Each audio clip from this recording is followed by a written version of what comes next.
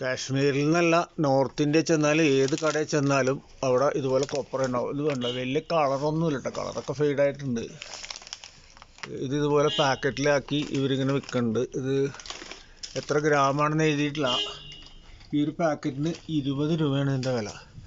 നമ്മുടെ നാട്ടിൽ ജീരകവും ഈ ഏലക്കയൊക്കെ വെക്കൂല, ഇത് വളരെ കോമൺ ആണിത്. ഇവിടെ എല്ലാവരും വാങ്ങിക്കുകയും ചെയ്യും, എല്ലാവരും കഴിക്കുകയും ചെയ്യും.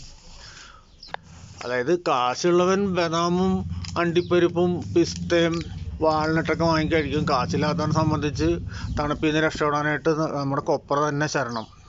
ഇനി അത് തന്നെ നല്ല ബ്രാൻഡ് ചെയ്ത് കുറച്ചും കൂടി നല്ല ഭംഗി വൃത്തിയായിട്ട് ചെയ്യണത് കണ്ട, 1/4 കിലോ 100 രൂപ. ഇതിന് അക്രമ വില തന്നെയാണല്ലേ. അപ്പോൾ 400 രൂപ ഒരു കിലോ ആയി. ഇങ്ങനെയാണ് കാശ്മീരിലെ കൊപ്ര കച്ചവടം. എല്ലാ കടയിലും കിട്ടും, എല്ലാ പെട്ടിക്കടയിൽ പോലും ഈ സാധനം ഉണ്ടാവും.